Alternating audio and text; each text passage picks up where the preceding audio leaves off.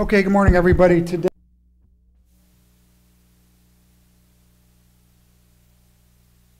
the Los Angeles Board of Police Commissioners. Madam Secretary, please call the roll. Good morning. Let the record reflect Commissioners Soboroff, Figueroa Villa, and Goldsmith are present, and we have a quorum.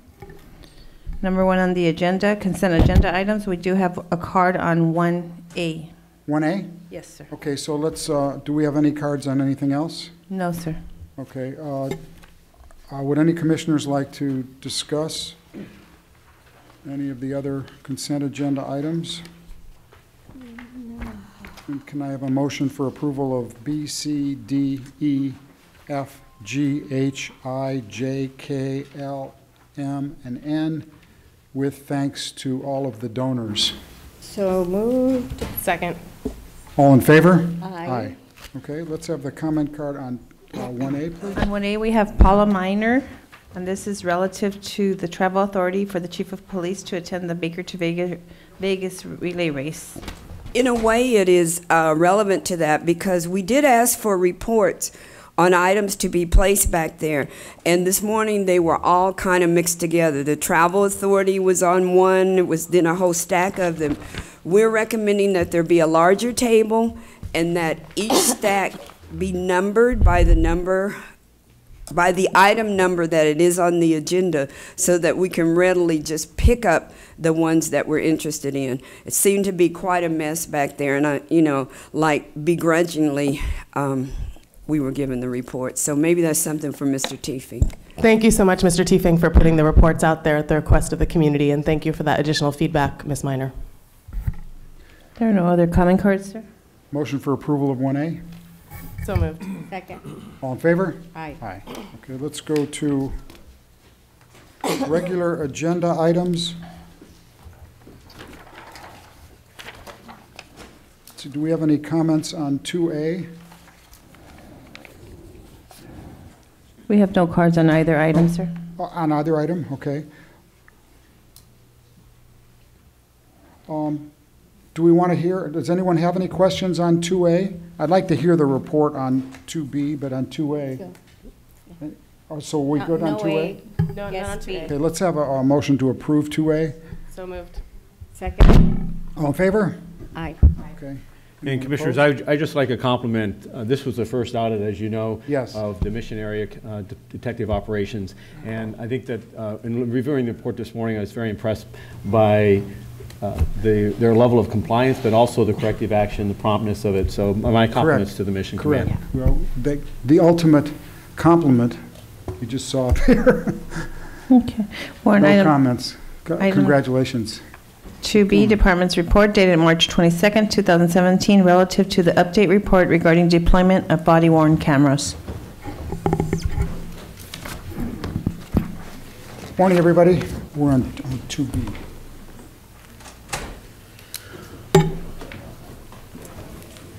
Morning, Dan. Morning, sir.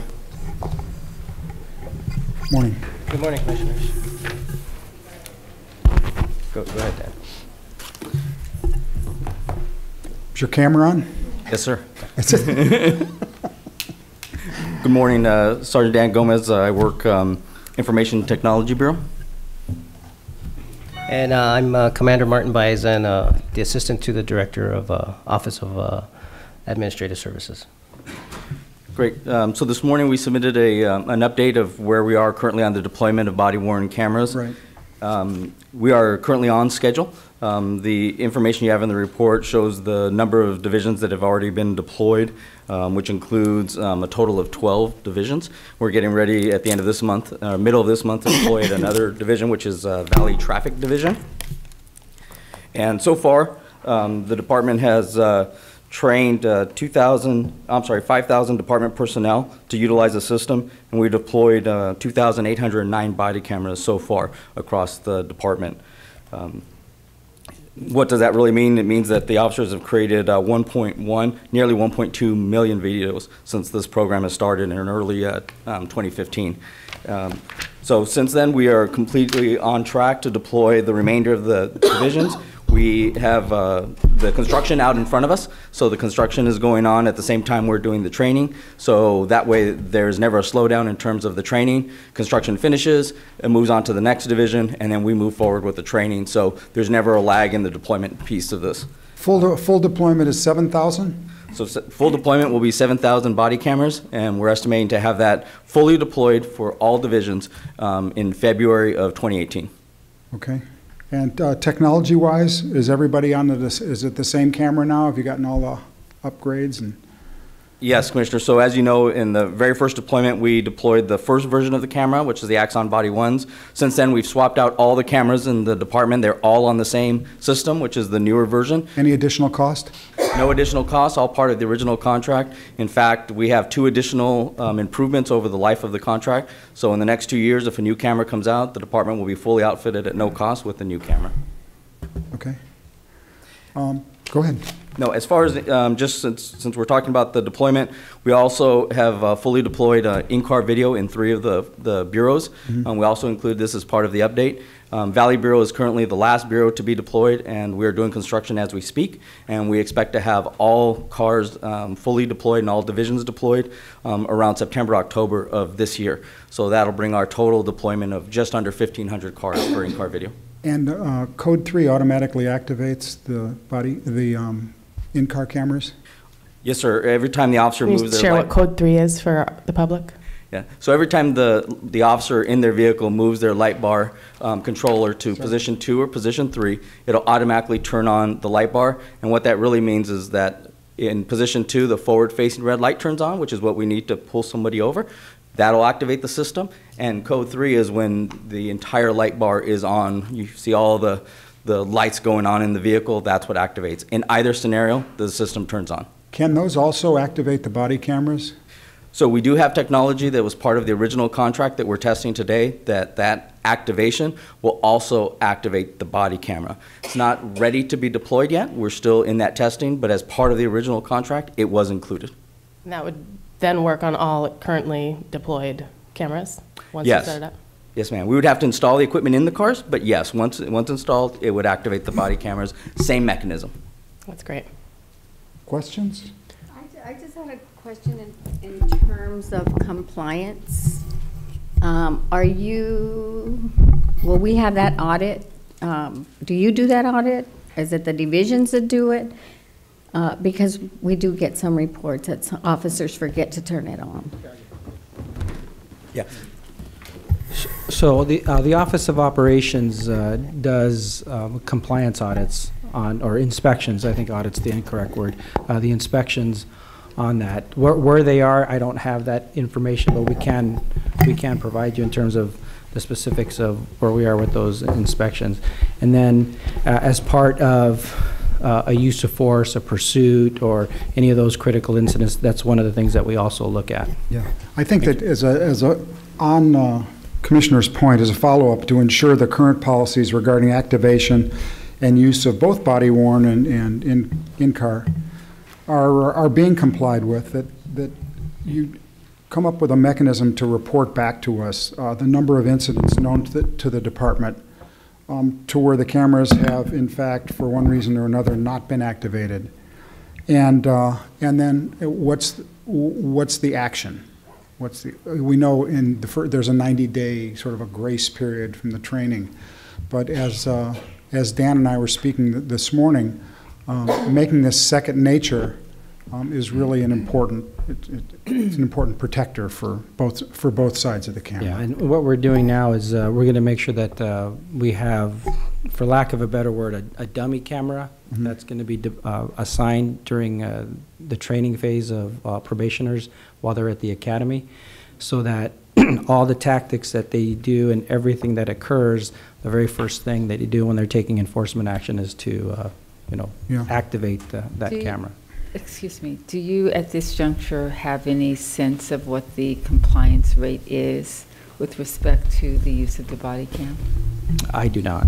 You get 1.2 million videos, right? I'm not asking you. I'm and as it relates to those incidents where you determined that body cams should have been used and were not activated, what occurs?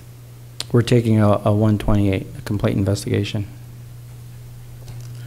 So let me follow up as well, because Chief Villegas and I spoke about this over the weekend, and I also spoke with Chief Beck relative to the activation of body-worn videos. One of the things that we initiated a couple weeks ago from the Office of Operations was we're looking at 5 non-categorical uses of force that occurred prior to March 1st, so that we have a strike date without the area commands understanding when those were to occur. And we're currently doing a project in each of the 4 geographic areas. Those areas that have digital in-car video or body-worn video, your last 5 non-categorical uses of force prior to March 1st was digital in-car video or body-worn cameras used as required. And I'll have that report back to us in the Office of Operations, and we'll be happy to forward, make a verbal report to this board, or however you would like, or direct. Secondly, currently, the areas that have body-worn cameras and digital in-car video at the bureau level have inspection teams that use a randomized sampling of non-critical events. Critical events such as a pursuit or a categorical or non-categorical use of force automatically has the body-worn is automatically reviewed. But in those instances, the vast majority of time in which it's just normal, random, or normal activity by officers, we currently have a inspection scheme that investigates and determines whether or not the cameras are activated as required, whether the syncing was done, whether the seat belt on the rear passenger was used as required. And we're standardizing that now, because as this technology rolls out across the entire department, we've seen variations. And what I mean by that is, for instance, in South Bureau, they'll look and audit whether or not, or inspect whether or not the seat belt is used for the rear passenger. But in Central Bureau, they didn't check that. And so what we did from the Office of Operations, and this was Chief Villegas and I spoke about this some time ago, was we want to bring a standardization. So this is an emerging technology that, as the organization is learning it, our people are learning it, we're establishing systems and controls to ensure that we meet the expectations of both the chief as well as this board, that they're used as a matter of muscle memory. But we're also, and this is what was important here with Sergeant Gomez, we need to improve on the technology so that it isn't reliant on muscle memory.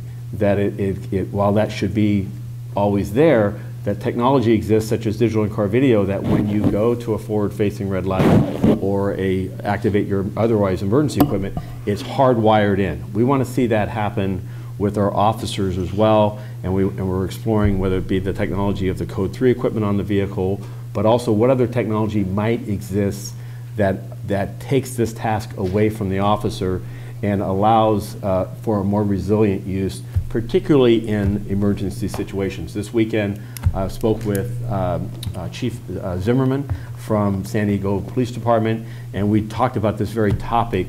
They're experimenting with a holster assembly that once a handgun is removed or firearm is moved, it automatically will activate the body-worn video. This again is it's an emerging area of technology. It's not 5 nines, meaning of reliability. It's kind of quirky. And so the department is right now most reliant upon training and our officers' use of it, our inspections and controls to ensure that we're getting adherence to the standards is still being developed. And we can certainly come back and provide more details as to what, for instance, this last inspection showed. And then also speak with you about the randomized inspections that are occurring in the geographic bureaus of area operations. And how soon could you come back with that? The first part, I would say the report, the audit went out, or the inspection went out, was it a week and a half ago? Yes. Okay, it was due back to us, I think we gave them a month. So I would ask the commission for 6 weeks. And that way we can get the report back, ensure that it's complete for each of the 4 geographic bureaus, and then be able to assemble that, get that in front of the chief, and then eventually, and then to this board. Okay. Yeah, I'm good with that. I like the idea of keeping us updated as to all of the different areas where this is being addressed. I mean, this is going to be a national issue now, because body cameras are a national thing now, and everybody has the same. You want everyone to use them, turn them on and turn them off according to the rules. if there are changes in training, if you think that there's additional, whether it's additional training or training has matured, whether there are at each of the stations, you know, remember we were putting up all kinds of things when we had the seatbelt campaign. Is there a similar situation? You were mentioning to me about, Dan was mentioning to me about people have the time to take off their seatbelt, and when you take off your seatbelt, your hand is moving right across the camera. So all kinds of reinforcement. I've also talked to the league about it, and these cameras are there to protect the officers and protect the public, and they're there to be used. So yeah. I think that as expansive as that report can be. So we'll be happy to respond. There are nudge factors we're trying right now. Sure. We just forwarded a campaign that was a brainchild of Central Bureau for a sticker that goes, or a decal that goes inside the inside compartment of a black and white. It says, good. Activate your camera, or tell your story, activate your body worn. Good. And again, these are nudge factors or incentives to remind officers that, in part, as they pick up this new technology of how to do it with as much reliability as possible. It's also part of the communication. I mean, officers need to communicate as they arrive on scenes, whether they're code 3 or anyway, and it is. I'm asking, is it already part, or is it trained to be part of that communication? Yes, Commissioner. So as we go through it, always the verbal communication between officers is very, very important. Realizing that anything could happen very, very quickly, which is why the devices still have beeps and sounds, so that there's that nonverbal communication, sound as well. So if I hear my partner turn his on, it's also a reminder to me to also turn mine on. So both of them are emphasized. Right. In terms of the technology piece that Chief Moore was talking about, we're also exploring increasing the buffer, equalizing the buffer on the DICV as well as the buffer on body-worn video. So we started that conversation over the weekend as well. Yeah. Well, it's increasingly frustrating from our perspective, or from my perspective, in that now that we've had a taste of them and we see how well they work and what a de-escalation tool it is and what a protecting tool it is for both sides of the camera. We want it every meal, you know. Yeah. It works. Okay, any other questions? Could you help us understand why Metropolitan Division is last, and whether there are any challenges in regards to deploying in Metropolitan Division? Talk about the docking stations and. So specifically for body-worn cameras, Metropolitan Division, since the increase of them going to all the bureaus full of platoons, in order for them to upload and dock, they would have to have a base station. So for a division, it's no problem, because if you're assigned, say, to Van Nuys, you go to Van Nuys, dock your station every day.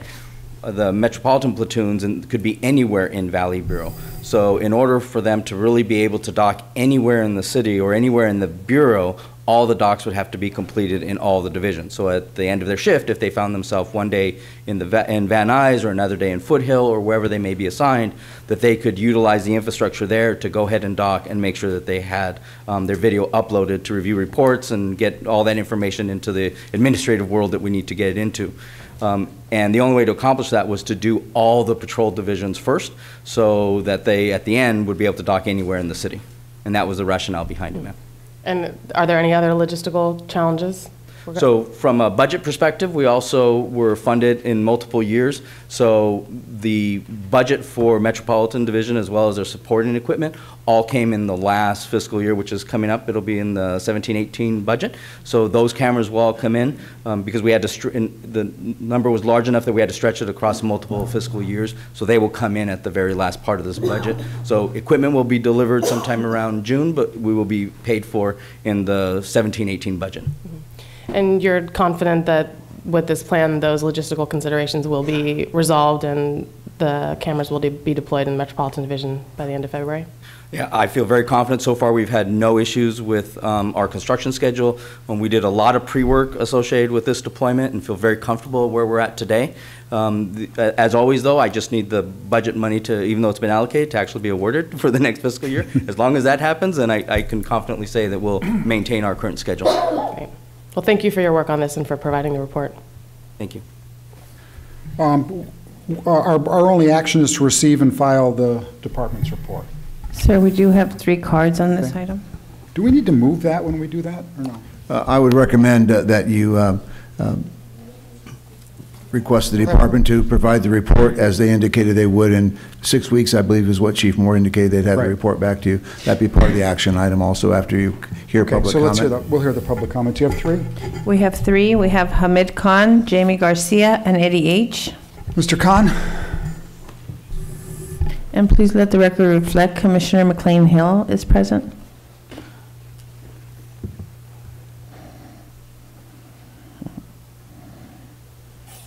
Last week, there was a community meeting in South Central Los Angeles with the policing project coming into the communities and basically parachuting into the communities and holding this conversation around what is the community's view on the release of body camera videos, just the release of body camera videos. There was some really just pomp and show about 2 years ago for people who were not there when Soboroff was the president of the commission to hold so-called community hearings on the use of body cameras. The reason I'm sharing that is that at the time, Soboroff announced at those community hearings that we're not here to get feedback whether or not body cameras are good or not. That is a foregone conclusion. So we are going to thrust these body cameras onto the communities so they'd be used. But it was interesting that once the community found the details on the long-term impact of body cameras, this just happened last week, table after table reported back and saying that, yo, hold on, we see some major problems with body cameras to begin with. And this came up, something that the Stop LAPD Spying Coalition had given this commission a 45-page detailed report on the long-term impact of body cameras. And I pointed them to 2 reports more recently that came out, one in July of 2016 by Temple University that says that police killings have gone up by 3.7% since body cameras have been used. And secondly, last week on Wednesday, Congress held hearings on this rapid development of real-time facial recognition and biometrics technology. That how body cameras are now going to be a 24/7 tool of surveillance and information gathering. So I think what we are seeing is this whole facade of a silver bullet or a magic bullet to address the symptom of a disease that runs very deep. And that disease is conspiracy, the disease is violence, Thank you, sir. the disease is killing of our people, rather than addressing this. Jamie Garcia, please. Please don't buy into this. You've just been presented with the truth here. Ms. Garcia?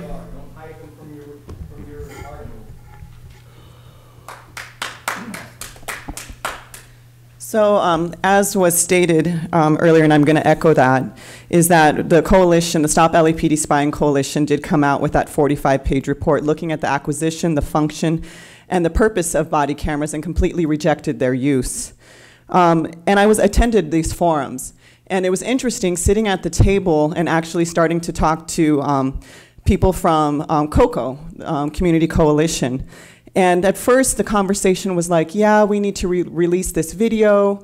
Yeah, you know, these body cameras are good. But once we started to have like a more in-depth conversation about the history of actual surveillance technology on law enforcement, digital in-car video systems, realizing that they had been sabotaged, realizing how many different types of footage have been presented to the public in regards to use of force, and realizing there's been no conviction, no protection of the community, the conversation started to shift.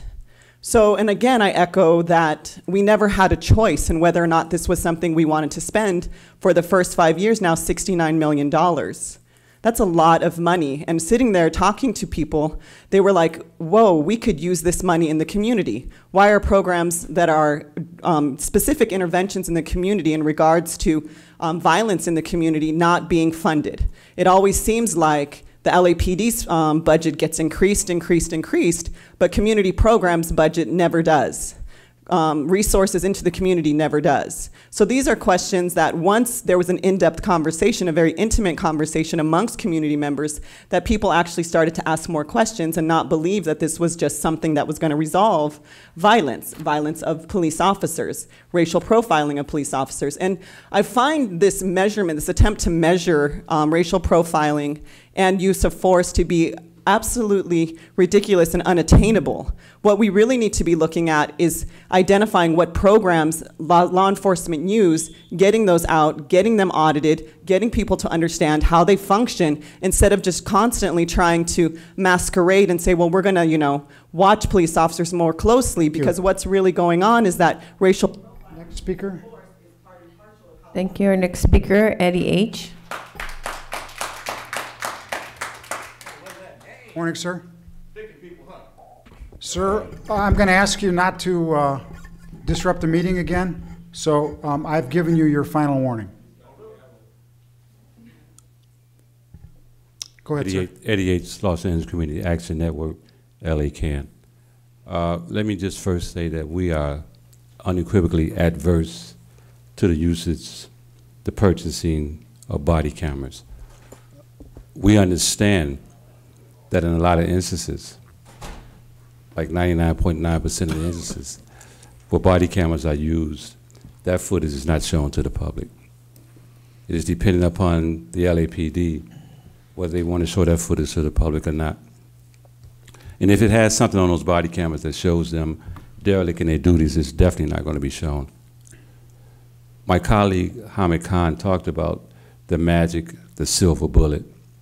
We can mask these body cameras in whatever frame that we want to put them in, but at the end of the day, and I always say it's the ideology behind those who continue to thwart our communities and our neighborhoods with this unspeakable violence. So the body cameras are nothing that would change people's minds in terms of the way that they police our communities. Secondly, we understand that the money's being spent, as Jamie Garcia just said, could be utilized in so many different venues in so many different ways. But time and time and time again, the LAPD comes before us, before you guys, and asks for more money. They go before the city council and ask for more money. They were allotted this year, out of the protective public safety budget, 54%. Which amounted to about $4.7 billion.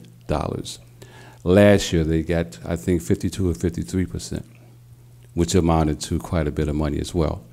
We don't see things being changed by continuing to throw money to the LAPD. It is still the most murderous police force in the country. It is still #1 in shootings of individuals in the country. And this atrocity that we continue to see is not going to be thwarted by body cameras. Thank you, sir. Because at the end of... Okay. There are no other comment cards on this item, sir. Okay. Thank you, sir.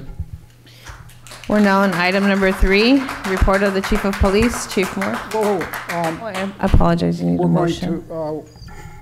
We'd like a motion to receive and file the department's report with the request of Commissioner McLean Hill and myself for in fact, all of us. Yes, absolutely. To come back in 6 weeks with some details. Thanks for all you're doing, gentlemen. Thank you. We have a motion? So moved. Second? All in favor? Aye. Aye. Anyone opposed? Okay. Thank you. Okay. Now we're on item number 3, report of the Chief of Police, Chief Moore. Morning, Chief. Good morning, Commissioners. I am here on behalf of Chief of Police Charlie Beck. He is actually attending with Mayor Eric Garcetti a policy legislative issues summit or meeting with various California congressmen. He leaves today and is in Washington, D.C. Will be back on Thursday. That was noted in the with his travel authority. It was as part of the consent agenda. As far as significant events in this last week, what I'd like to do first is we did have an officer-involved shooting on Friday night that I want to provide a brief statement on. And that's as follows. On March 24th, 2017, at approximately 23:56 hours, 11:56 at night, Hollenbeck Patrol Division uniform officers heard several gunshots in rapid succession in the area of Breed and First Street in the city of Los Angeles. These shots were also heard in the lobby of the Hollenbeck station and by several community members who called to report them to police. The two Hollenbeck officers reported that moments after the shot, suspects Fred Berrigan was walking westbound away from the area of Breed and First Street as the Hollenbeck patrol unit was driving eastbound. The officers reported that they attempted to detain Mr. Berrigan, who ran away on foot. After a short and brief foot pursuit, Mr. Berrigan drew a pistol from his waistband, and an officer-involved shooting occurred. This was information taken from the officer's account of the Force Investigation Division response. Los Angeles Fire Department paramedics determined that Mr. Berrigan was deceased at the scene. No officers were injured during this incident, and a handgun was recovered near Mr. Berrigan's body. Force investigation, as I stated, those detectives responded to the scene and are investigating the officer-involved shooting. In addition to their response, the district attorney's officer-involved shooting rollout team responded, as did a senior representative from the Inspector General's office, as well as staff officers from the department. Though we have not had our 72-hour brief on this, this is just the initial information that we have from Friday night of this event. Also, on a much more pleasant note and encouraging one, I want to bring to light or reemphasize some media attention involving two uniformed Hollywood officers, an Officer Randall Kirshner and Tim Tallman, who were out on Friday having a break to grab some dinner, and during the course of that identified a gentleman nearby who was choking to death. They were able to apply a Heimlich maneuver. This was captured on the video within the restaurant and unfortunately saved that man's life. So I want to congratulate their initiative and them moving towards that, that circumstance and the outcome. This weekend also is the Baker to Vegas Memorial Run. We're nearly 6,000 runners, LAPD as well as agencies from throughout the country and internationally actually ran this 120-mile course. Happy to say that Mr. Pete Demetrio was yet again from KNX was out there to start the race and report on it across the 20-some-odd hours of the ordeal. And I'm also happy to say that Chief Beck congratulated the LAPD Open team for its 6th in a row win of the matter, coming in first. And the women's team, this was their 7th win, again coming in first place. So a great weekend. It was cold, but the weather was good, and it was interesting. At the same time this was going on, of course, Las Vegas had a tremendous challenge with a heist of a nearby casino, and then the boulevard itself being shut down, where some of our runners actually were detained or kept in their hotel rooms for their own safety. So it was an active weekend in that regards. In regards to the LA weekend, I'm happy to say that we had a much quieter weekend than they did. And as we closed on Saturday, the department is seeing a 3.7% decrease in violent crime. That's 229 fewer victims of violent crime, 5 fewer homicides than this same time last year, and 12 fewer shooting victims. Our challenges remain in our motor vehicle thefts, our motor vehicle related thefts. We'd ask with more than 279 additional motor vehicle thefts this year. That's a 6.7% increase. It's over 25% more motor vehicle thefts from 2 years ago. And our burglary and theft from vehicles are also have increased with 365 additional burglary or thefts from vehicles.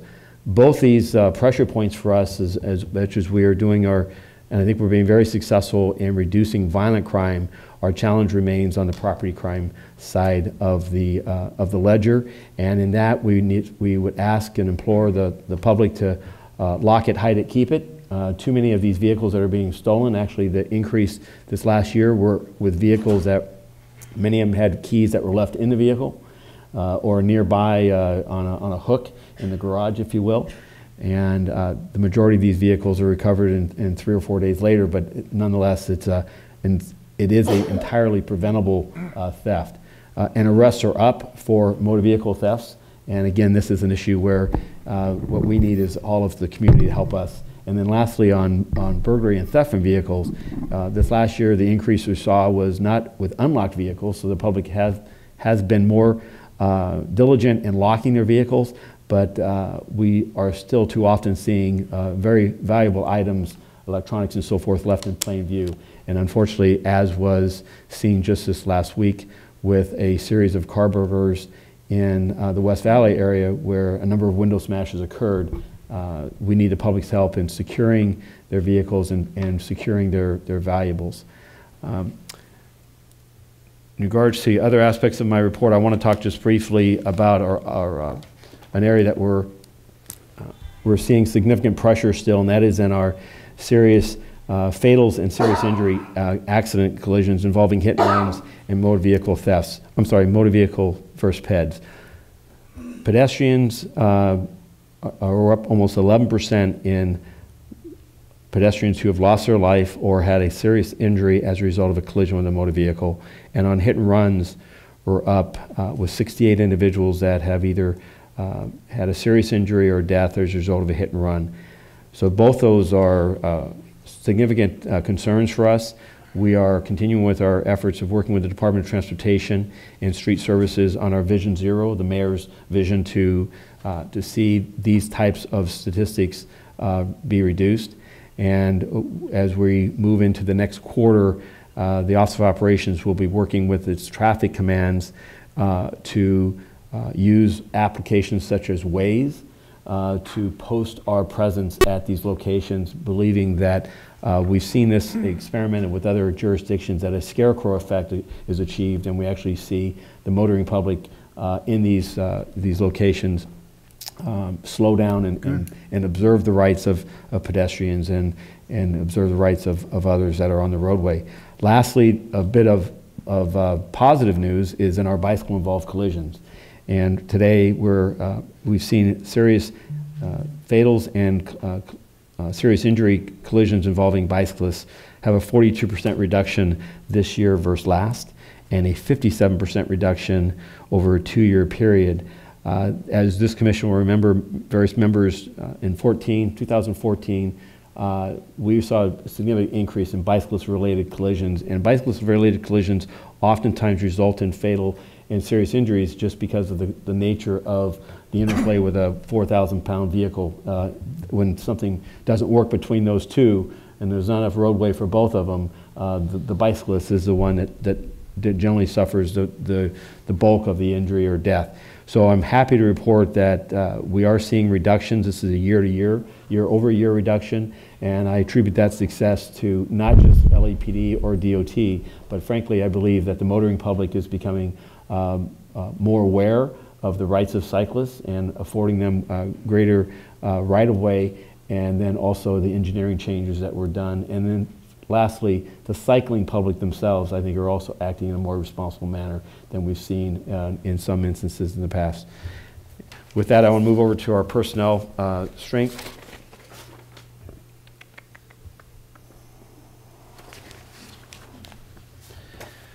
We have 9,905 sworn personnel on the payroll. 239 of those are recruits that are in the academy. We have 415 police reserves and 285 specialist volunteers, and that includes 57 chaplains.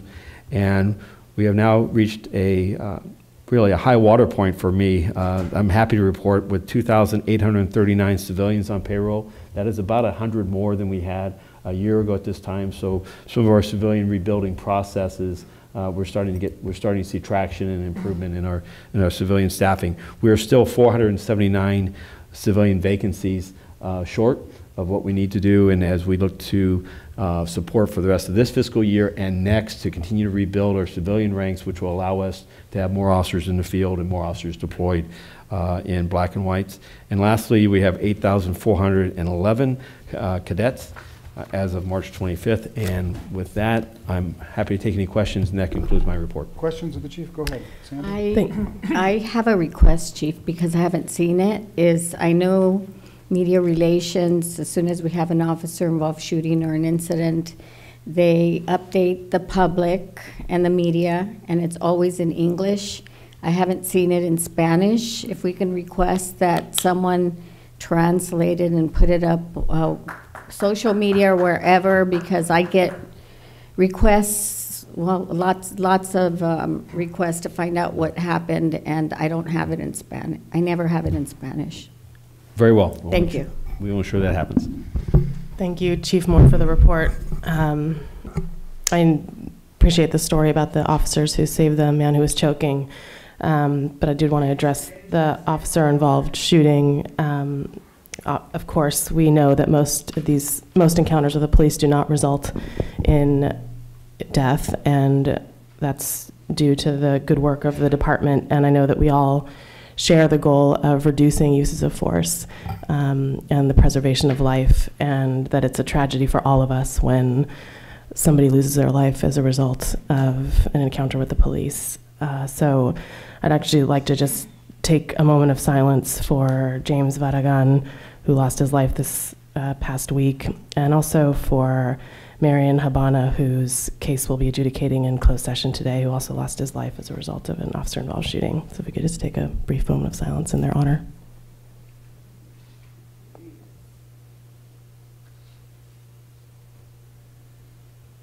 Thank you. Commissioner McClain-Hill? Chief Moore, yesterday, I think, in fact, not I think, I know it was yesterday, Attorney General Sessions held a press conference addressing matters related to local law enforcement coordination with the Justice Department, and essentially indicating that there would be a price to be paid were that coordination not to meet with their, not to meet certain standards. Can you tell us if you have, or if the department has any immediate either reaction or assessment relative to how those comments might impact LAPD, and if not, can you let us know what we're doing with respect to review, any ongoing review to what the implications may be of the new administration's policies with respect to grants and other support of local law enforcement relative to the kind of coordination that they seek, in particular with respect to immigration? So yes, Commissioner, as the Commission is aware, the Mayor just issued a new executive directive relative to his instructions to the department as well as other city departments in regards to immigration affairs. The organization, the LAPD, is currently reviewing those instructions and ensuring that we are in full compliance, to include handing out brochures that have been produced as part of this directive and information directive, as well as our actions in our relationship with DHS, being the Immigration Custom Enforcement. I actually had an opportunity as part of a contingency with major city chiefs to meet with the new Attorney General about 2 weeks ago. We did not speak about immigration matters. We spoke instead about his focus and energies and commitment towards reduction of gun violence across America. Chief Beck, part of his efforts this week, I believe, is to also meet with the Attorney General, and whether or not matters of immigration enforcement and so forth will be discussed, I don't know. I will say that quite affirmatively that the organization has not changed. As the Chief has echoed many times, I echo his remarks. A person's immigration status is not a matter for the police to initiate action. However, and I listened to the Attorney General's remarks, as you did, and what we have seen to this point is we believe every action of the Los Angeles Police Department in dealing with matters of immigration affairs is constitutional, is lawful, and is actually been well defined, and we believe we're in conformance, full conformance, with all matters of federal law, and that we remain and will continue to have conversations with the Attorney General and Department of Justice as to what his remarks are meant to say as to an implication for LAPD. We cooperate with the inspection with ICE on criminal investigations. It is part and parcel of the safety of Los Angeles and of the homeland that we do so. And we also, however, recognize that they have an immigration control mechanism or responsibility that is not that of the department. And so there's civil investigations and there are administrative investigations as to a person's immigrant status is not a matter for police action any more than us concerning ourselves with whether someone has paid their taxes. That these are matters that are the federal jurisdiction. They remain with them. And so we will continue to work in conversations with the Attorney General's office as well as the Department of Justice and other federal agencies to ensure that we remain in full compliance with law and that we protect the public safety, all those communities, regardless of a person's immigration status. And lastly, that if a person is here that was specifically referenced by the Attorney General yesterday, such as a convicted violent felon, there is clear criminal statutes that the federal government has that the department will cooperate with ensuring that that individual is not allowed to be on our streets and undermine public safety. So this is something that we're paying a great deal of attention to. There is a lot of information in the public space that is not always well defined or in some instances even accurate. But we do not believe at this point that while there's been some estimation of hundreds of millions of dollars that could be subject to forfeiture or be kept from the department, we have not seen any direct action to have that to be a consequence on us either now or this coming fiscal year. It's a long response, but hopefully it dealt with there's a couple different aspects of this. Too long, probably. Thank you for that. I think from my perspective, my concern is the following. And I would like, I'd be interested in at appropriate times being updated around whatever efforts the department is making to review any potential implications associated with the new administration's assertions of their policy perspectives. I appreciate your response with respect to our position that we are currently in compliance with federal law and with any policies that would have implications for grants or other business that we do with the federal government. I'm concerned, however, at the maybe veiled threat, maybe not so veiled threat at the federal level, and want to just make sure that we are prepared such that we are not able to be leveraged by anticipated federal monies.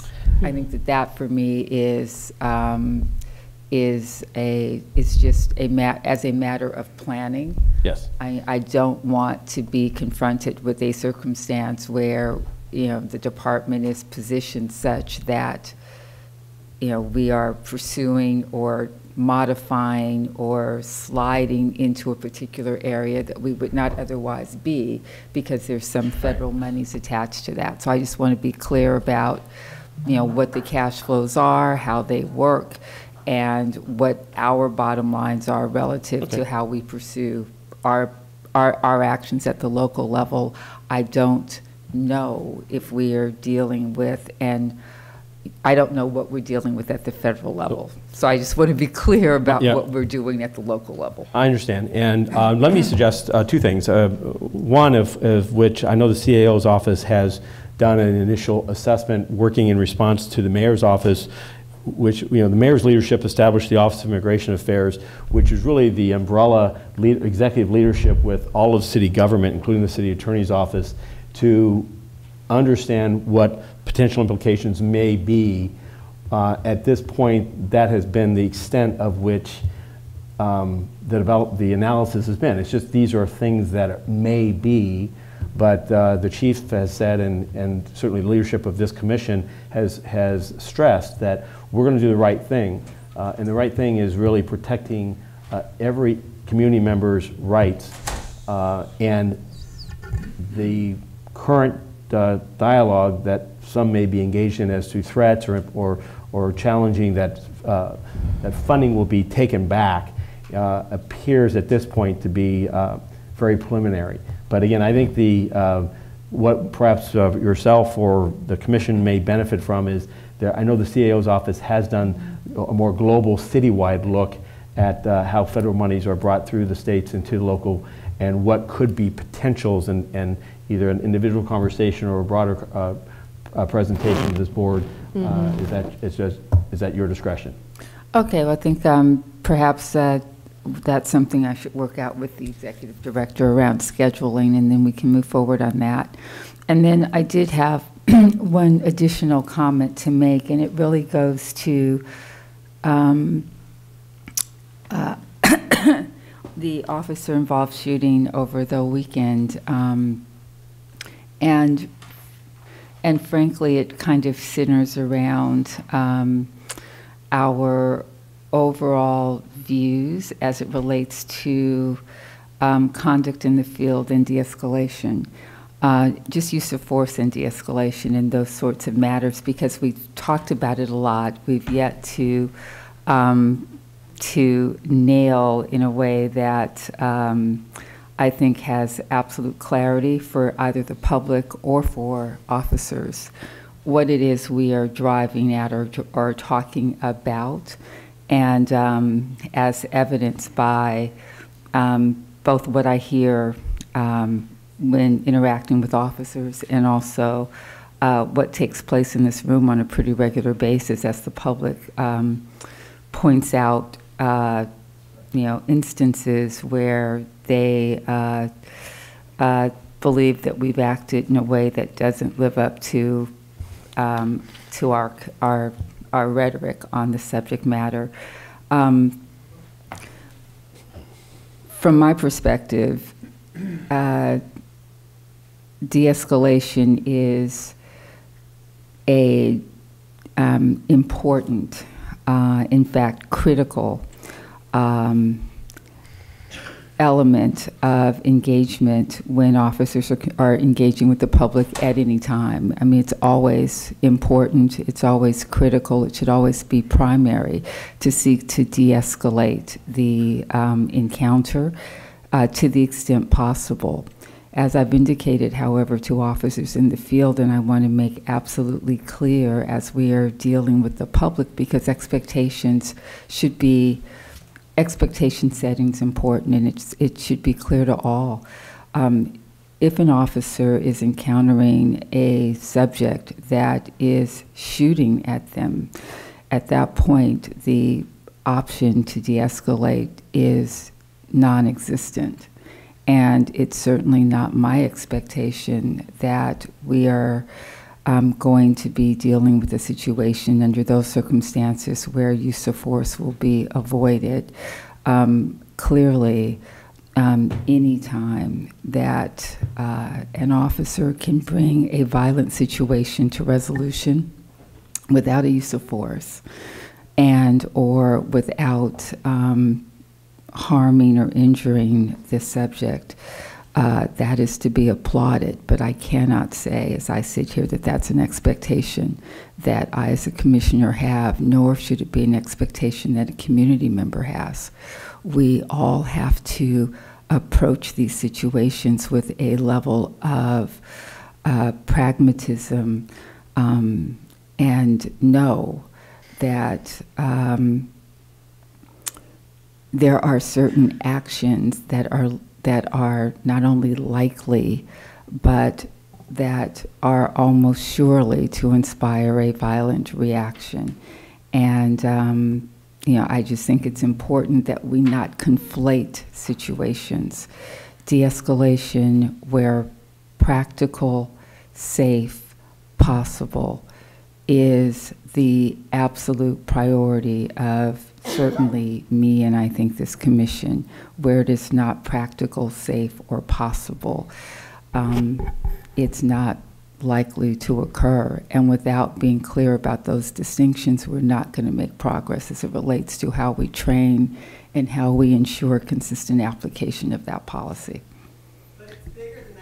Chief, You can talk during public comment, thanks. I will go there with you as well. Prevention, to the extent that, no, I'm simply saying, I understand, and we can't have a dialogue from here. You guys can have your dialogue, but let's not do it here. Will you stop? Let me finish.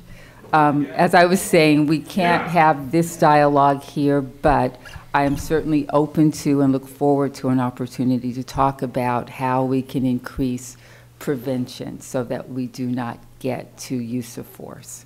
Thank you. Okay, let's move on. Okay, Mr. President, we do have 4 comments. No, hold. Yeah. Chief, question.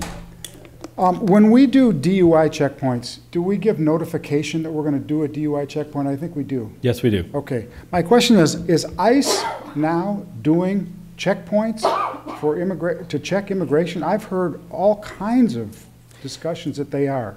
And in the city of Los Angeles, they are absolutely not. I'm not aware of them doing it anywhere else. Okay. There is that rumor. There has been a host of rumors regarding this. As the LA Times has published over the last week, a series of articles relative to the community concerns and fears. Sure. One of those includes this aspect that there are these checkpoints that are immigration checkpoints.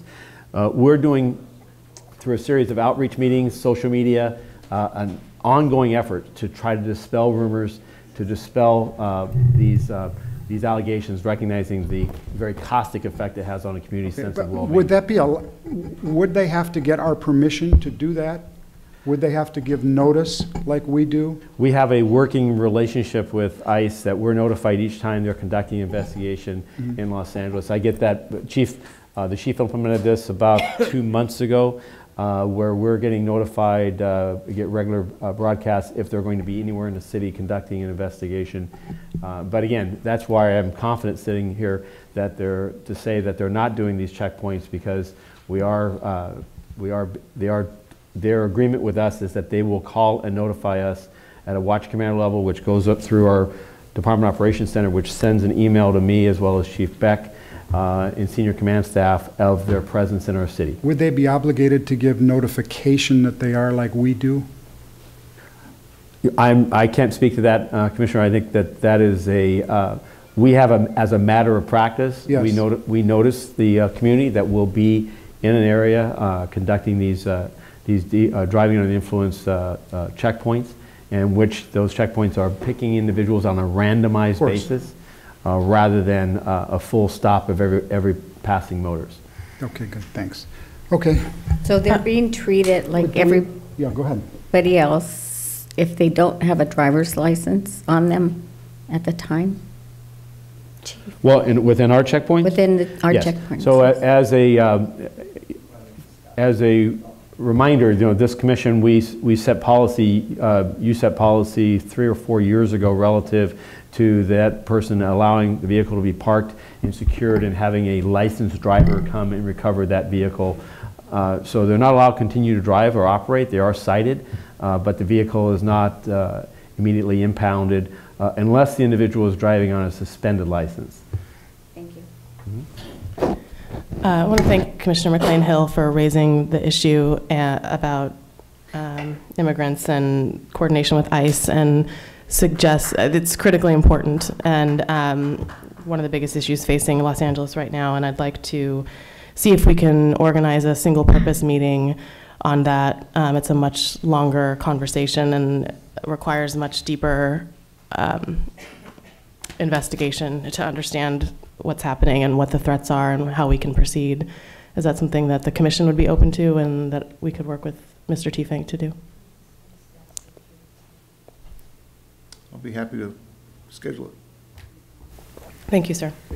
Okay, let's have the comments. Actually, one other thing. I'd like to ask for a report back. I had the opportunity to get a briefing from Chief Moore and his team several weeks ago on youth diversion programs in the LAPD, which is an issue that's very important to me to prevent young people from getting arrested and getting booked, giving them opportunities to avoid that path. And so I'd like to ask the department to come back with a report in 60 days with the following information: policies and procedures that govern our diversion programs and how officers are trained to utilize them. What are the current youth programs the department offers and how many youth are currently involved in them? What is the criteria used to determine if a youth can be diverted from arrest and/or booking? How many youth have been served by these diversion programs, and what has been the recidivism rate of those youth diverted, or how is success measured, and what are the success rates? What is the total number of juveniles who've been arrested and convicted of a crime for 2015 and 2016? And other opportunities and challenges for expansion of the current diversion programs so they can serve more youth. And if you could come back with that in 60 days, as well as if there are some model programs that are operated out in the community by community organizations, not the LAPD, that we can learn from and potentially work with and support, if you could include that as well. Thank you. Thank you. Okay. Thank you. Okay, we have 4 comment cards. The first 2, Audrey George, followed by Pastor Q.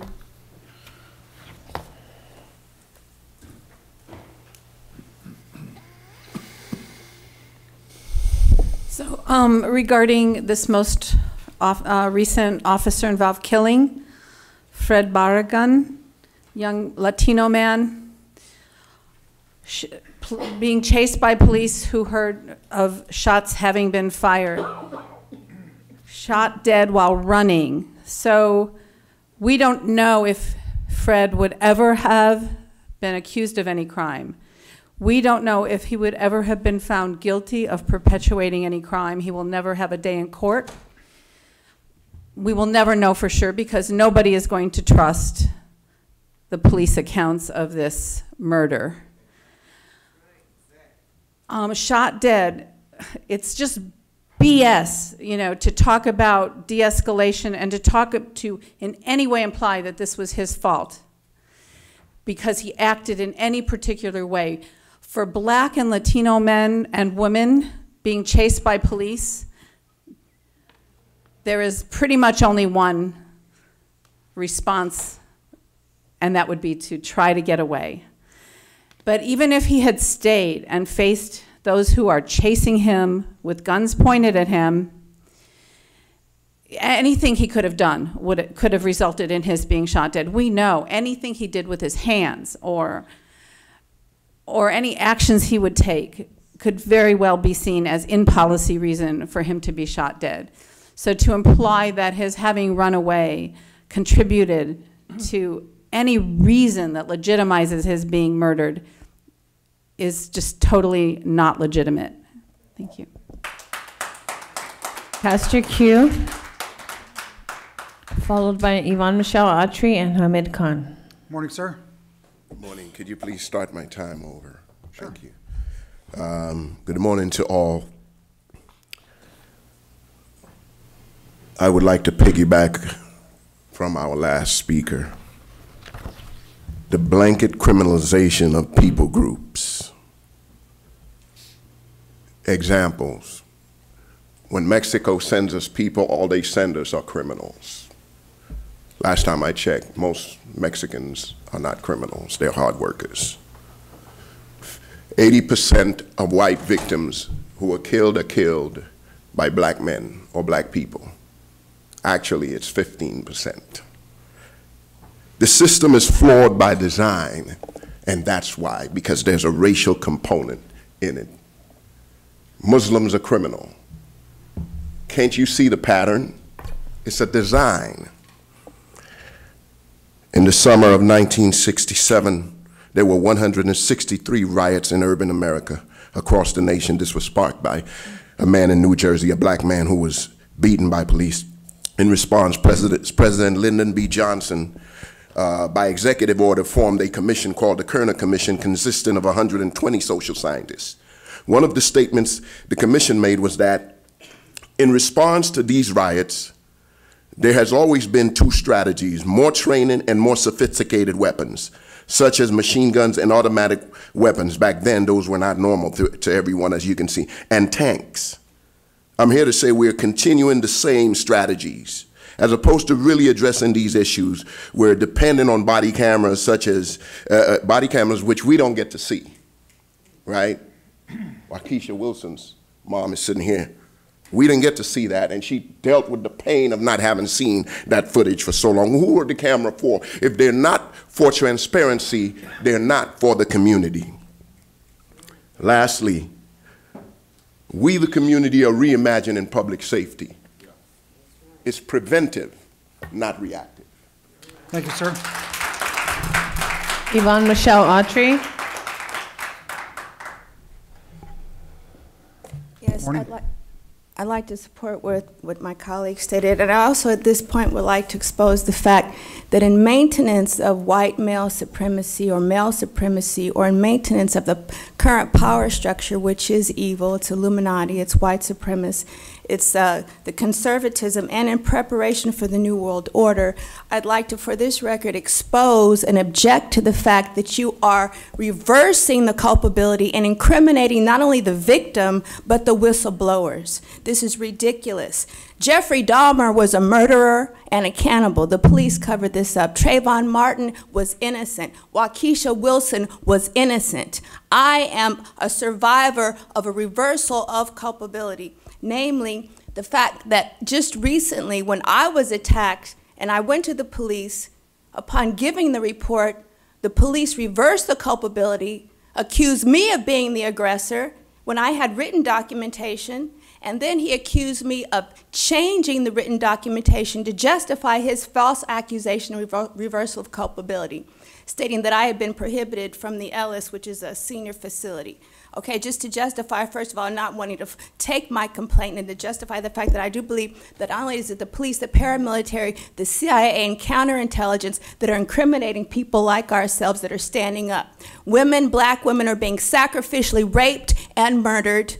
Okay, not just black women. The human sex trafficking, the police are part of this. This is a reason why for so long the DNA kits were not examined. Your CIA, FBI ritually sacrifice and murder women to cover it up again. They are falsely misdiagnosed as bipolar, manic depressive, schizophrenic, psychotic, paranoid, and delusional to justify in and out servicing whenever you people feel it's necessary, and then to cover up the murder of the women, stating that, oh, she's prone to mania or bipolar mania or suicidal disposition. This is a cover-up, incrimination of the victim, and maintenance of the status quo. Thank you. Hamid Khan, please. That's right, for the innocent, to maintain your positions of power. Is there another speaker? Hamid Khan. Is this the last speaker? Yes, sir. Okay, thanks. Mr. Khan.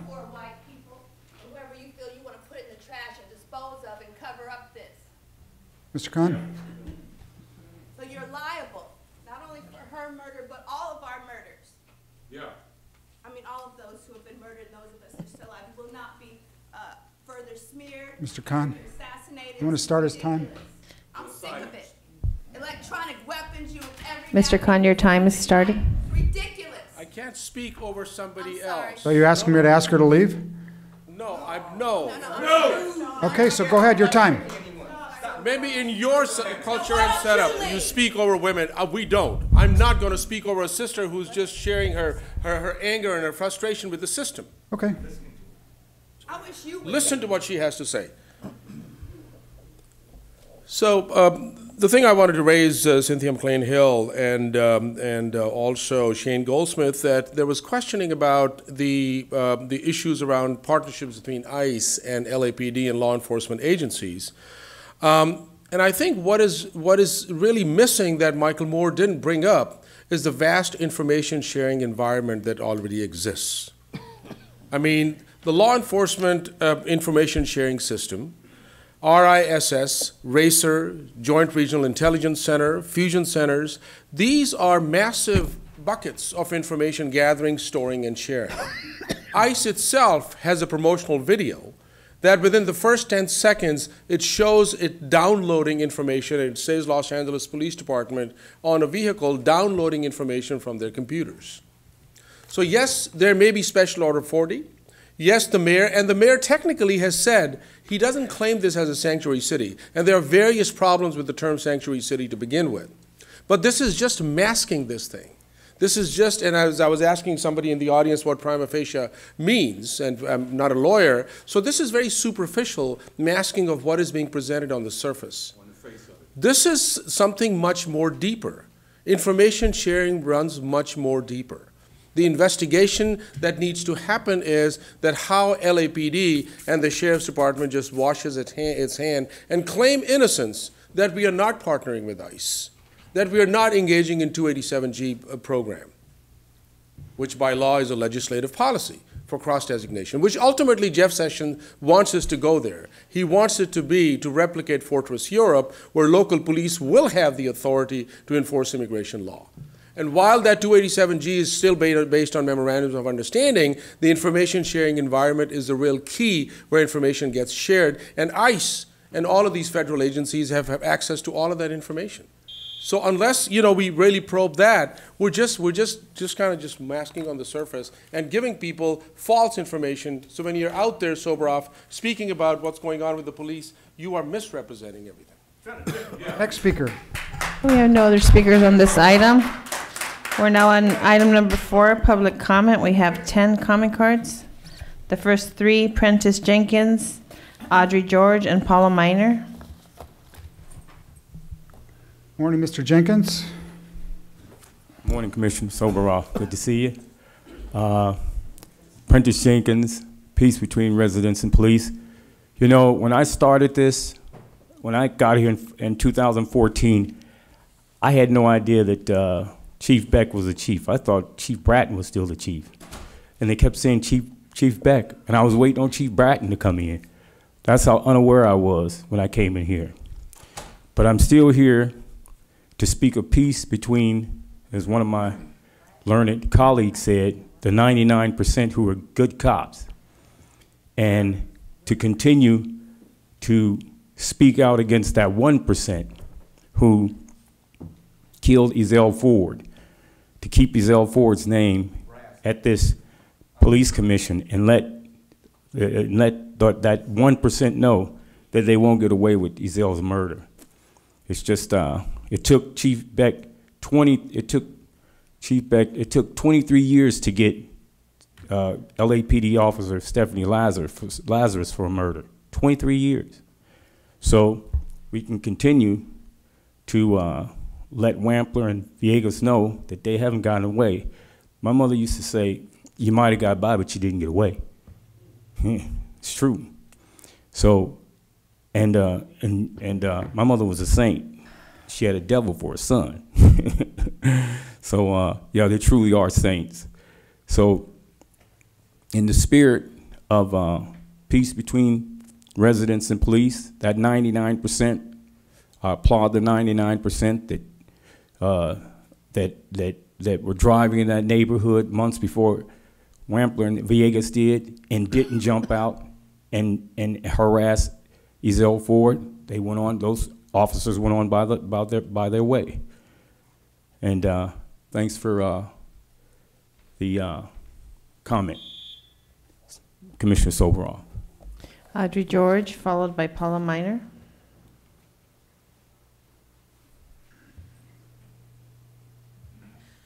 So there's just some things that you can't say often enough, especially in this room. I want you to call it what it is, racial profiling, not biased policing. You commissioners and you, Chief Moore, can't possibly question the reality of racial profiling anymore. You cannot genuinely suggest that it's merely a perception within communities that find it impossible to envision ever being able to trust LAPD to protect and serve them. Stop invalidating accusations of racial profiling by communities of color that are being criminalized and attacked. Stop maligning people who will never be able to refute those slurs and confront their accusers. Stop subjecting their loved ones to this further trauma.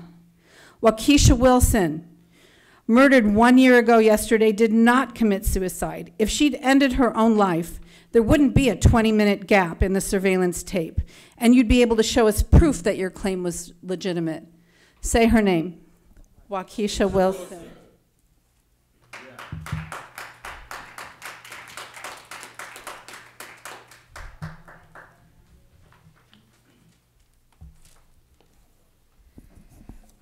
In the report on body cameras, it stated that 1.1 million videos have been recorded and 2.7 million in-car videos have been recorded since those items have been placed in use with LAPD. Well, it's interesting that this commission just decided to have a forum, and the forum's just started this month to talk about what kind of policy should be put in place for the use of these videos. We understand the videos that have been taken, the use is don't let the public see them, okay? The discretion on when to use them is held by LAPD and ultimately by Chief Beck. I went to the forum that was held Thursday. It was supposed to be for South Los Angeles. It was at the Van Ness Recreation Center, which is a couple of blocks north of Slauson. It wasn't clear to us if that means South Los Angeles, the way the public generally determines, but didn't seem like that location was conducive for getting opinions for people who live further south and people who live in Watts, people who live in our housing projects, people who typically run into instances where they are concerned about body cameras. One of the other things that we noted being there is that there was very little outreach. You guys didn't announce it in this meeting ever, when those meetings were going to be. You know that people come weekly that are concerned and have opinions and could share this information. We were not directly invited. We were invited by the ACLU. And again, one of the women, there were only 3 women at my table of 10 from the community. One of those women was a member of the neighborhood council, and she said no neighborhood councils were invited. That's the structure the city of LA has already set up to get community input. So again, this seemed like a sham, it seems like it was a fake, and it seems like it was a disservice, and that you really don't want the community's opinion on this policy. Yvonne Michelle Autry, followed by Hamid Khan. While the next speaker is coming up, I just wanted to make a quick reply to what was just said with respect to outreach. I actually did attend or drop by the meeting. I didn't attend it, and did note that it was rather sparsely attended. Also noted that the time for outreach was incredibly limited. And can assure you that I will be working with the executive director and with the team to determine what we can do with respect to that particular community input process, to see if we can revisit that. There were certainly some deficiencies that don't reflect the commitment of the commission with respect to getting actual input and buy-in, actual input and feedback from South LA. I'm sorry? Okay. I said more of the money spent on that grant included outreach. No, absolutely. Ms. Autry? No, I appreciate that, because she's focusing on enforcing you to acknowledge your liability, not in the murders and in prevention and in the exposition of what's happening here. I'd also like to thank Pastor Q for exposing the fact that I have Latin friends. I'm not racist. I love all people, but there's a very real evil force that is recruiting and using the Hispanic Mexican mafia, murderers, rapists to attack those of us who are, again, considered to be put in the trash, those of us that you consider to be seductresses, the sex goddesses you want to use in your New World Order for servicing, other people that you're experimenting on with your electronic weapons, microchips, subliminal programming. I lived through this test purpose training site, CIA, hidden covert, torture chamber, every day, all day, and justifying it, again, labeling us as prone to manic depression, psychotic, paranoid, delusional behavior, when it's really your perpetration, you see, of projecting your image, or however you choose to use us in this coming New World Order.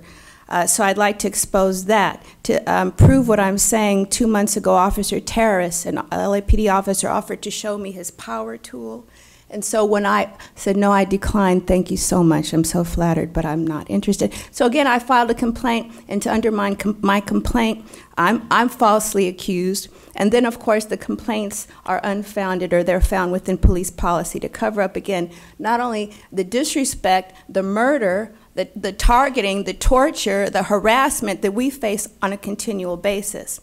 I'd like to expose that, and also, again, the reversal of culpability in character assassinating, and to justify the murders of us. They're exposing that this is systemic. You're not only liable in terms of being, that you have to prosecute the police officers that are continuing. Can we have the next speaker, please? The next speaker, Hamid Khan.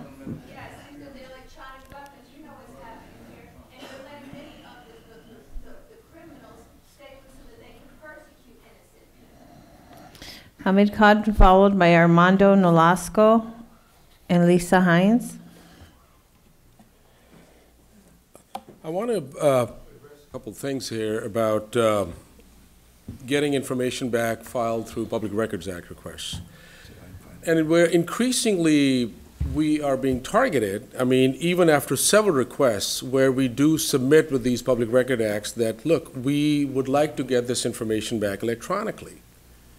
Why are we printing 2,500 pages so that organizations which really just are this is for public benefit and this is for community education and outreach and raising awareness, that we are being hit with bills for $260?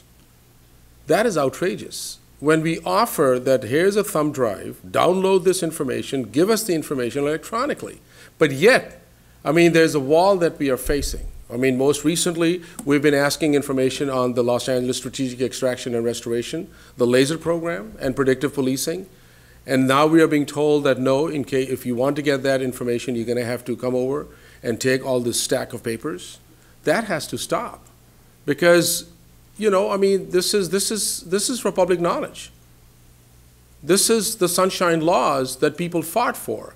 This has been around since the late 60s. So why are we making this a hardship? I mean, we talk about transparency, we talk about accountability, but we continue to create these hurdles where things have to be constantly printed and paper has to be wasted. So we really would urge you and demand that this practice has to stop and some action has to be taken. Because right now, we're stuck because where do we get $268 to get information on the LAPD's LASER program? That's another way to deny people access. And there's another way to stop transparency as well. So this is continuing, so I would urge you and demand that, you know, this practice has to stop, and we should be able to submit thumb drives and we should be able to submit CDs to get this information back. Thank you.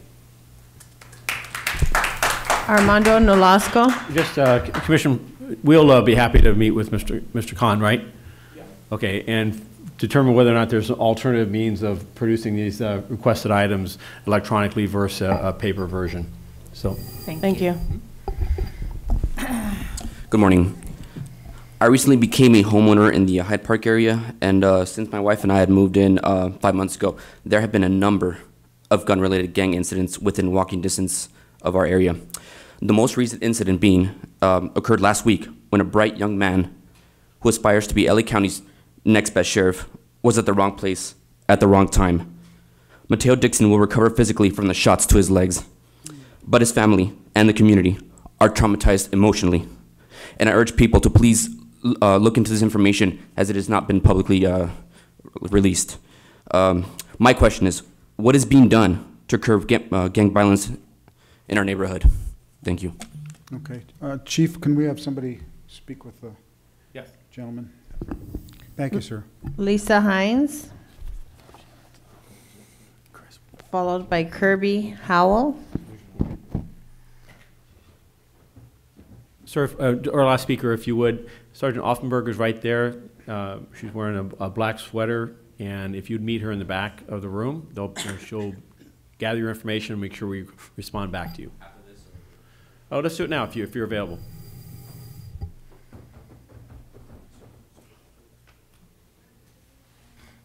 Thank you.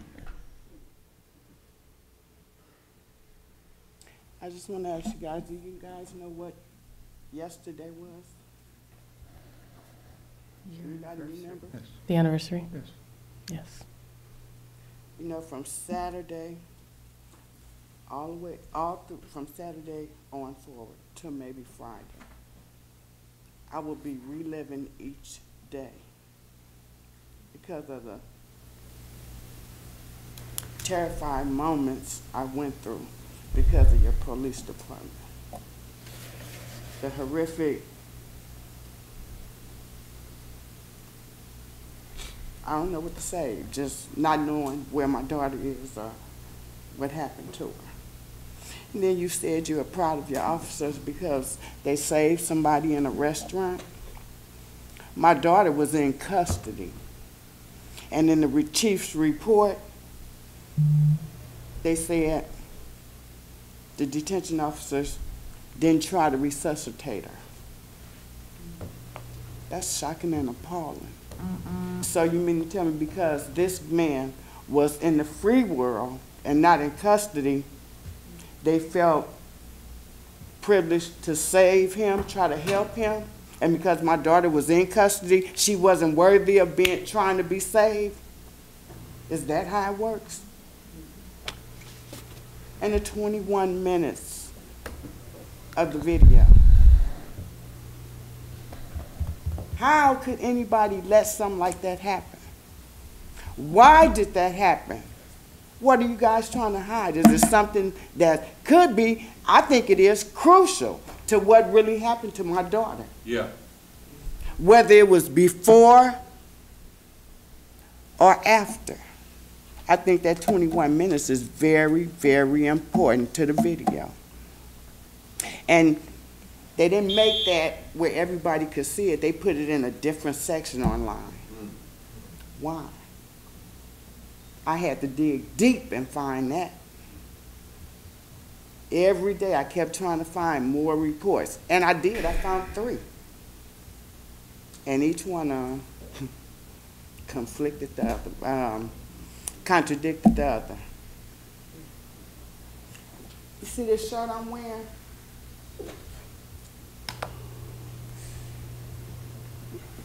Oh, let's wait. You know, I've been off work a whole month because I can't get it together. Because I still don't know what happened to my baby, and it's a whole year yesterday. Sunday tore me up because I relived everything I went through. From talking to her that morning before she was found dead, till that evening holding my phone all day in my hand so I couldn't miss her call. And hell, it never came through because she didn't make it. She wasn't able to make it. That was my sister's birthday. I couldn't even tell her happy birthday. How can I?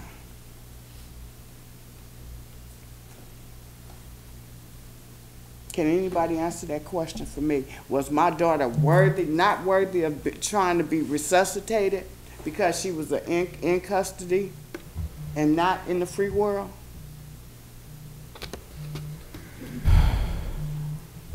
Mr. Moore said he was proud of the officers. I'm proud of their officers, and I'm sorry that the loss of your daughter, and I'm sorry that our officers, whether they come upon a person who's in need of medical attention, are instructed, trained, and expected to render aid.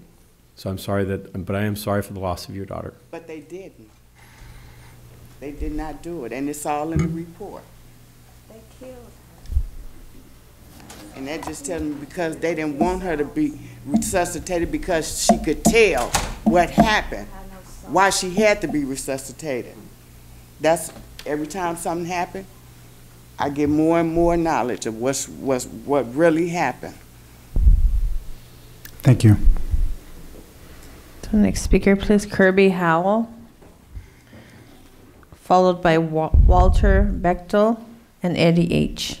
I just want to thank Ms. Hines for sharing and express my deepest sympathies. I understand that the issues that were of concern that were found related to this case are coming back to the commission for exploration. Does anyone know when that's coming back?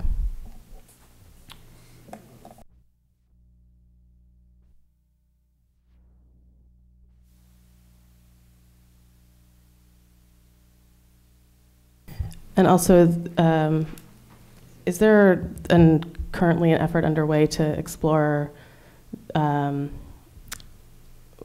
and how, or the degree to which resuscitation efforts are made when an officer encounters somebody who requires them?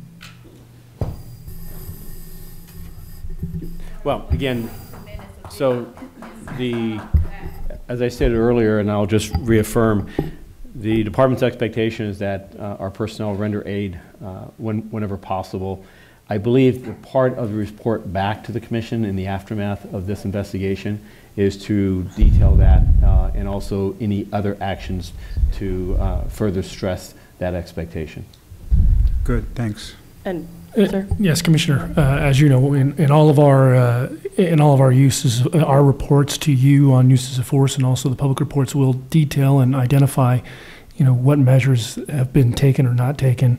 As you know, that's an area of interest that my office has been looking into per direction from this commission, and I believe in the next 3 weeks we'll have a report that'll at least touch on rendering aid.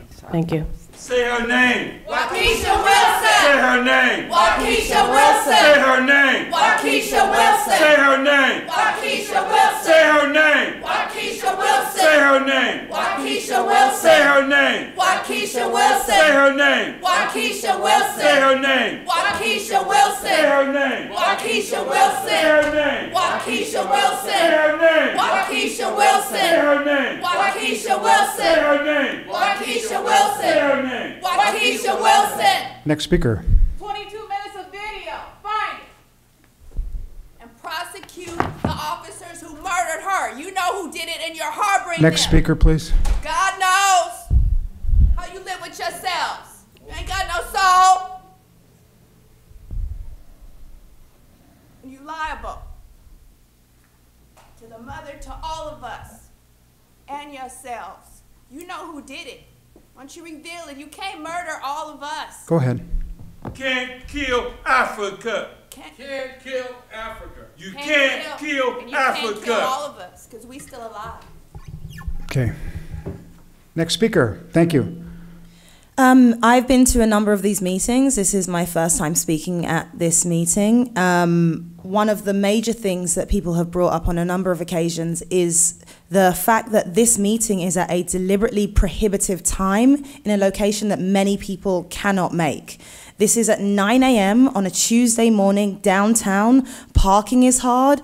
There is public transport, but comes from a limited amount of areas. So we talk about, in this meeting, there's been a number of people, and Cynthia, you've spoken much about de-escalation. We're talking about de-escalation when it comes to de-escalation in the streets and with officers and de-escalating violence. But if we're talking about de-escalation, we need to start from the bottom. There needs to be a de-escalation in this setting. If we're holding a public meeting for people, you hold it in a space that is triggering for a number of people, that is at a prohibitive time for a number of people.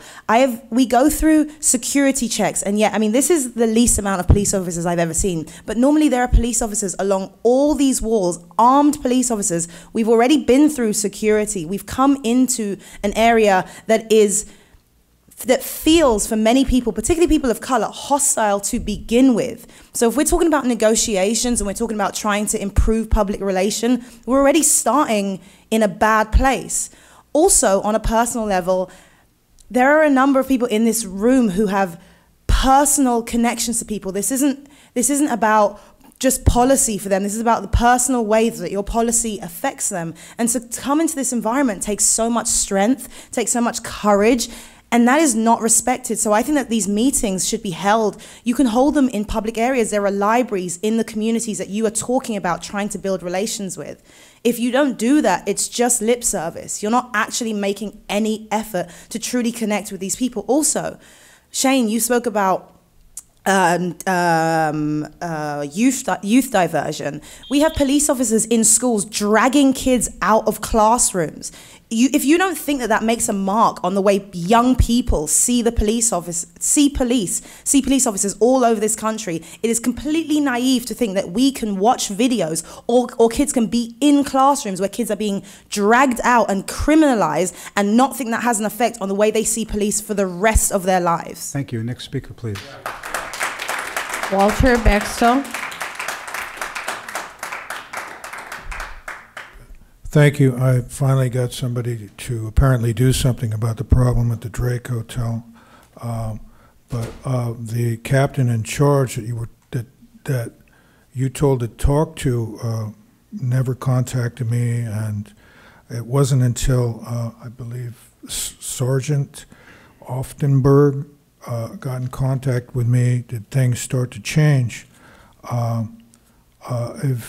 So I want to thank you for that, and if anything goes back to the way it was, I'll come back and say something. But it's a complicated problem because it's been going on for a number of years. There's people who are stealing identities, and a lot of situations that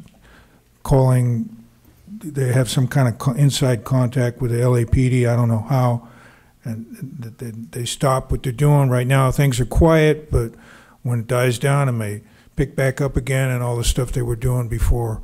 But thanks. Thank you. Good luck to you. Thank you, sir. The next speaker, Eddie H.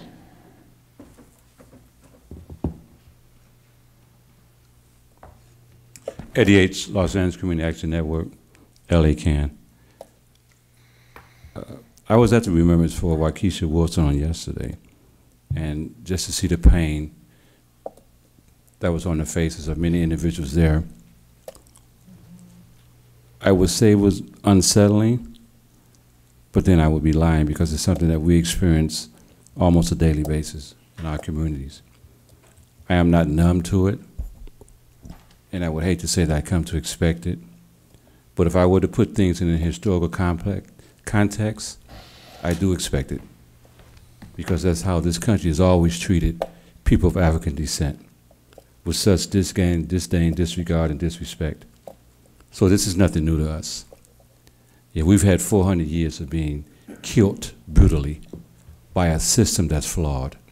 And I must say, if the system, the foundation of the system is flawed, everything built upon that foundation is also flawed.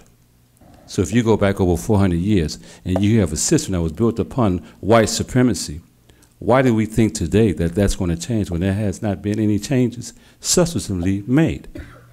So we're still dealing with the same system, and we're still getting the same results. If we talk about de-escalation, and I say it time and time and time again, that it's not the silver bullets that we try to put before people's faces, but it's that ideology by which our communities are policed. 2 months ago, there were 3 different incidences where the individual was Caucasian. 2 of those individuals had guns, and one of those individuals shot at someone on a train. One pointed the gun at the police, and one had a knife that he also pointed at the police officers. You know what happened? They were taken into custody without incident. And we know, had that been someone of African descent, quite possibly all 3 of those individuals would have been dead. So we don't come here playing, joking, and surmising about what's going on. We come here with true facts. And the fact of the matter is that this system is broken, has always been broken, and continues to be broken. And until the community is involved in making decisions in this system, it's going to continue to maintain the status quo. Next speaker, please. Thank you. We have no other speakers on this item, sir. We're now on item number 5, closed session items. We have 1 comment card. We have Prentice Jenkins on 5A1. Mr. Jenkins? Mr. President, if I may, before Mr. Jenkins speaks, I'd like to remind the public that next Tuesday our meeting time will be at 9 a.m. A special meeting will be held in the Board of Public Works hearing room on the 3rd floor of City Hall, starting at 9 a.m. a different time. It'll go from 9 to 12. The single focus will be on homeless issues. The department will be responding with other city entities about the response that they have taken to homeless issues, and a variety of homeless organizations that have been, community-based organizations dealing with the homeless have been invited to attend. Just want to remind the public, 9 o'clock next Tuesday, Board of Public Works hearing room. Thank you for that information, Mr. Chief Eng. Prentice Jenkins, Peace Between Residents and Police. Commissioner Soboroff, I want to thank you for your invaluable participation here in this meeting and your leadership in the meeting. Discussing Mr. or Mrs. Habana, the one thing that I've learned here is that this individual probably had relatives who loved him, and they want to know why he was shot. Now, it could have been he was engaged in criminal activity. Trust me, police have to protect themselves. I'm not telling police not to draw their guns. I'd like that they never had to draw their guns. We're violent. We're actually violent country here, and there's 300 million or 600 million guns, and only 323 million Americans. So it's a violent, very violent culture here. So just like Mr. Habana, just like Mrs. Hines, I'm sorry, I continue to forget to say Waukesha Wilson's name. I'm sorry to Mrs. Hines because I forgot to say hers. I've said Ezell Ford's. And Tritobia Ford, just like Habana has relatives who loved him, Tritobia Ford and Lisa Hines are the relatives. I can't get justice for the dead. I can't get justice for Mr. Habana. I can't get justice for Waukesha Wilson. I can't get justice for Ezell Ford, because you can't get justice for dead people. You can only get justice for their relatives. The dead are dead. They have nothing to do with this world anymore. So I continue to stand here and say, I don't know what happened with Mr. Habana, but I want to know, what we want to know is give us the wherewithal to make our own decisions as to what happened. Thank you, sir. There are no other public comment cards. The Board of Police Commissioners will now recess into closed session to discuss item number 5A1 in accordance with Government Code 54957.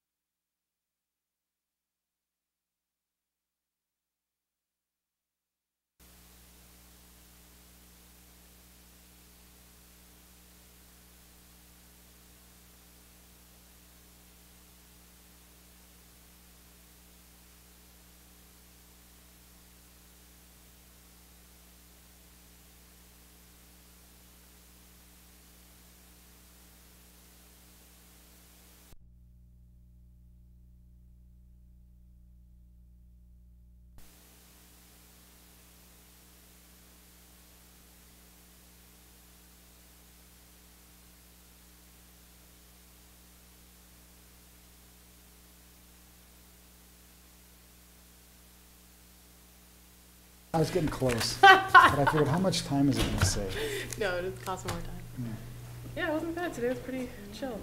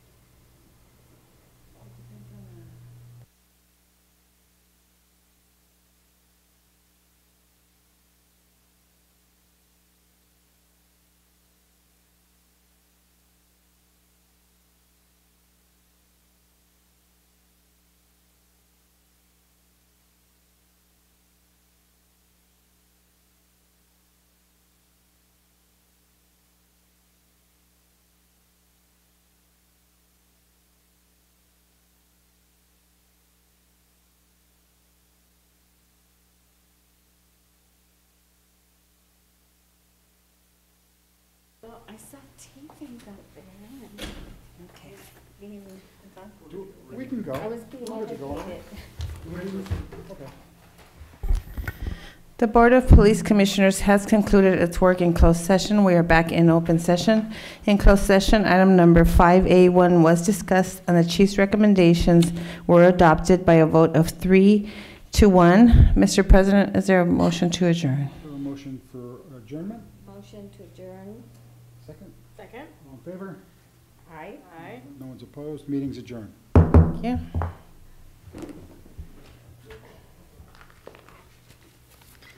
Mr. T, we did it.